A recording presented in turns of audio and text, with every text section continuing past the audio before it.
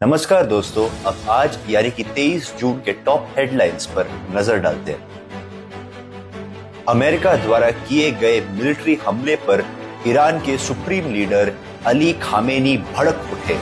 उन्होंने कहा कि इस हमले के जिम्मेदार को सजा जरूर मिलेगी। याद रखिए, कल ईरान और इजराइल के बीच चल रहे जंग के बीच में अमेरिका ने अपने 30,000 पाउंड के बॉम्ब ईरान के यूरेनियम एनरिचमेंट साइट पर गिरा दिए। अमेरिका का ये कार्य करने का एक बड़ा कारण ये है कि इजराइल उनका ही एक स्ट्रेटेजिक पार्टनर है। पहलगाम आतंकी हमले में शामिल आतंकवादियों पर एनआईए का बड़ा दावा, कहा कि हमले में शामिल तीनों आतंकी पाकिस्तानी थे और उन्हीं की एक आतंकी संगठन लश्कर तौयबा का हिस्सा थे।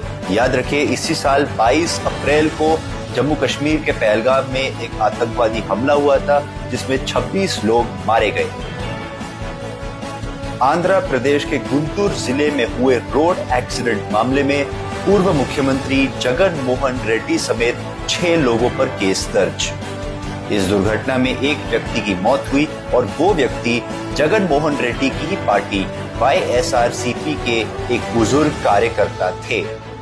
ये हादसा आज से 5 दिन पहले 18 जून को हुआ, जब गुंटूर में जगन मोहन रेड्डी के रैली के दौरान उनकी गाड़ी उस कार्यकर्ता पर चढ़ गई। पुलिस ने इन 6 लोगों पर लापरवाही यानी कि नेग्लिजेंस का आरोप लगाया है। आज देश के 4 राज्यों में विधानसभा उपचुनाव यानी कि असेंबली बाईपोल्स के नतीजे आए हैं।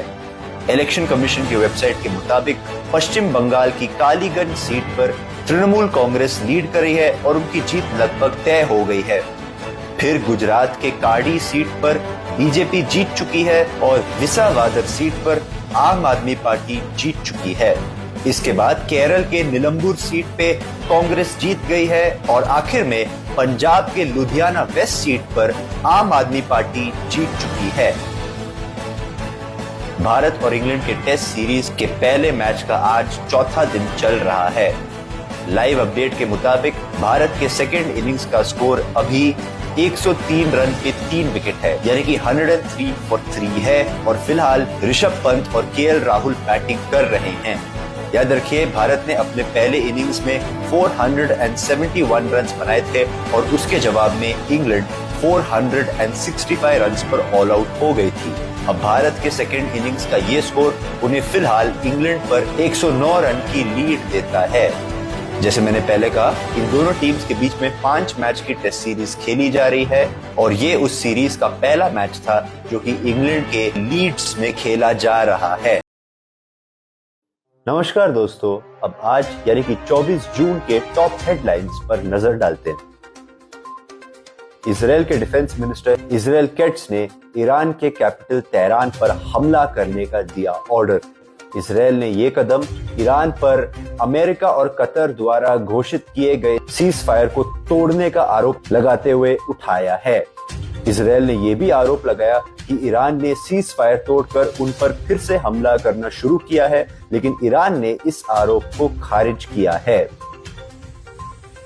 आम आदमी पार्टी सुप्रीमो अरविंद केजरीवाल ने राज्यसभा में जाने के सवाल को किया खारिज।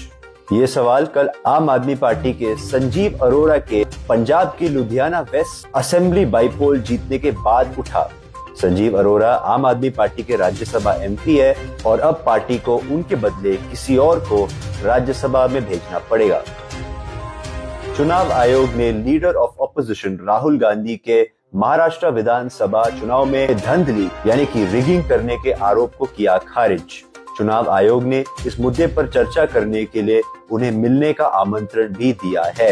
राहुल गांधी काफी समय से पिछले साल यानी कि नवंबर 2024 में हुए महाराष्ट्र विधानसभा चुनाव में धांधली का आरोप लगा रहे हैं और इसी विषय पर उन्होंने इंडियन एक्सप्रेस न्यूज़पेपर में एक एडिटोरियल भी लिखा है।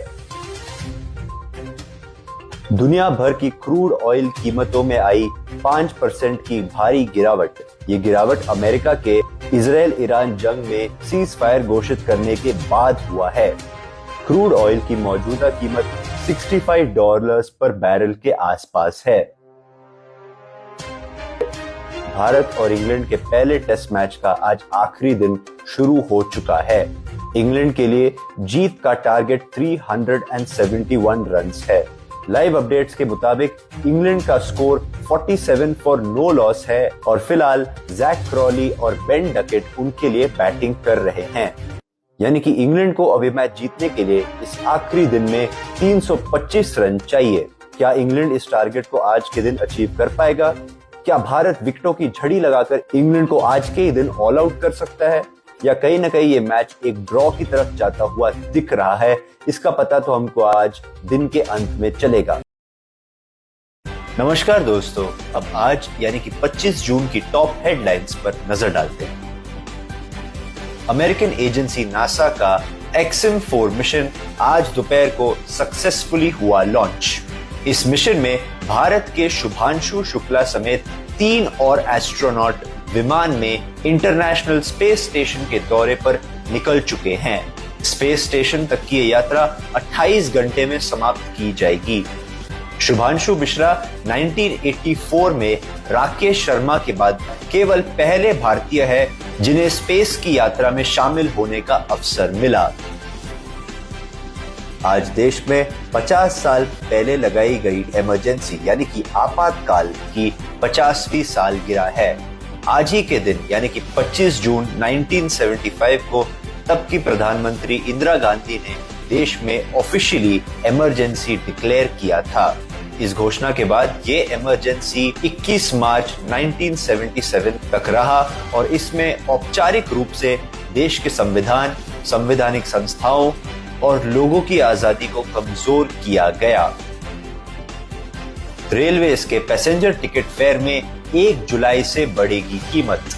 सूत्रों के मुताबिक एसी क्लास के टिकट पर 2 पैसा पर किलोमीटर बढ़ सकता है। नॉन एसी यानी कि स्लीपर सेल के टिकट पर 1 पैसा पर किलोमीटर बढ़ सकता है और सेकंड क्लास यानी कि जनरल क्लास टिकट के लिए आधा पैसा पर किलोमीटर बढ़ सकता है, वो भी 500 किलोमीटर से ज्यादा लंबी यात्रा के लिए। इसके अलावा सब अर्बन फेयर्स और प्रति महीना मिलने वाले सीजनल टिकट्स के दाम में कोई बदलाव न होने की संभावना है। ईरान के प्रेसिडेंट मसूद पेजेश्किन ने कहा कि वो इजराइल के साथ हुए सीज फायर की इज्जत तभी करेंगे अगर इजराइल उसकी इज्जत करेगा। याद रखिए, कल ही डोनाल्ड ट्रंप ने इजराइल और ईरान के बीच चल रहे युद्ध में सीज फायर की घोषणा की थी। हालांकि इसके बाद भी कुछ समय तक दोनों देश एक दूसरे पर हमला कर रहे थे, जिस पर खुद ट्रंप बहुत गुस्से में थे। इंग्लैंड ने भारत को टेस्ट सीरीज के पहले मैच में दी 5 विकेट की करारी हार। भारत ने इंग्लैंड को 371 रन्स का टारगेट दिया था और इस टारगेट को इंग्लैंड ने 82 ओवर्स खेलकर ही बना लिया। इंग्लैंड के लिए man of the match Ben Duckett निकले, जिन्होंने इस मैच के पहले इनिंग्स में 62 रन बनाए और सेकेंड इनिंग्स में 149 रन्स बनाए। इस जीत के बाद इंग्लैंड ने 5 मैचों की टेस्ट सीरीज में 1-0 की लीड ले ली है और अब इस सीरीज का दूसरा मैच 2 जुलाई से एडबास्टन में खेला जाएगा। नमस्कार दोस्तों, अब आज यानी कि 26 जून की टॉप हेडलाइंस पर नजर डालते हैं। स्पेस पर जाने वाली एक्सियोम-4 स्पेसक्राफ्ट आज शाम 4:30 बजे को हुआ लैंड। ये स्पेसक्राफ्ट कल ही अमेरिका के फ्लोरिडा प्रदेश से लॉन्च हुई और इसमें भारत के शुभांशु मिश्रा भी शामिल थे। सूत्रों के मुताबिक स्पेस स्टेशन पर लैंड होने के बाद स्पेसक्राफ्ट में मौजूद टीम 14 दिन यानी कि 2 हफ्ते वहां पर बिताएंगे। हिमाचल प्रदेश में क्लाउड बर्स्ट के कारण हुए फ्लैश फ्लड में 2 लोग मारे गए। ये दोनों प्राकृतिक आपदाएं यानी कि नेचुरल डिजास्टर्स हिमाचल प्रदेश के कांगड़ा और कुल्लू क्षेत्र में हुए थे। अथॉरिटीज के मुताबिक 2 लोगों की मौत के अलावा इन फ्लड्स में करीब 20 लोगों के बह जाने की संभावना है। साल 2026 से सीबीएसई बोर्ड क्लास 10 के छात्रों को 2 बार बोर्ड एग्जाम देने का ऑफर देगी।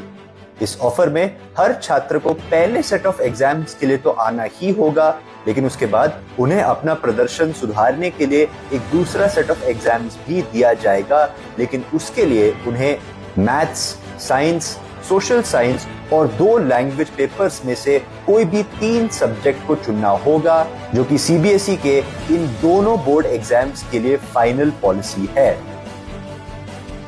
प्रशांत किशोर की जन स्वराज पार्टी को चुनाव आयोग ने दिया स्कूल बैग का सिंबल। अब इसी सिंबल को लेकर उनकी पार्टी आने वाला बिहार विधानसभा चुनाव लड़ेगी। चुनाव आयोग ने अभी तक 2025 बिहार विधानसभा चुनाव का शेड्यूल घोषित नहीं किया है, लेकिन सूत्रों के मुताबिक ये चुनाव अक्टूबर और नवंबर के बीच में हो सकता है। फिल्म बॉडी FWICE ने गायक अभिनेता दिलजीत दोसांझ के आने वाले फिल्म सरदार G3 को लेकर कसा तंज। इस फिल्म में दिलजीत दोसांझ पाकिस्तानी एक्ट्रेस हानिया आमिर के साथ स्क्रीन शेयर करेंगे और इसी को लेकर पूरा विवाद छिड़ा है। हालांकि इस फिल्म की शूटिंग पहलगाम आतंकी हमले से पहले की गई थी। उस हमले के बाद ये तय किया गया कि ये फिल्म अब भारत में रिलीज नहीं होगा। ये फिल्म अब केवल विदेश में रिलीज होगा, लेकिन उसको लेकर भी बहुत सारे लोगों ने इस फिल्म का बहिष्कार करने की डिमांड की है। हाल ही में दिलजीत दोसांझ ने खुद इस पूरे विवाद पर टिप्पणी करते हुए कहा कि फिल्म को रिलीज करना या ना करना केवल फिल्म प्रोड्यूसर्स के हाथ में है। तो आज के लिए बस इतना ही दोस्तों, धन्यवाद।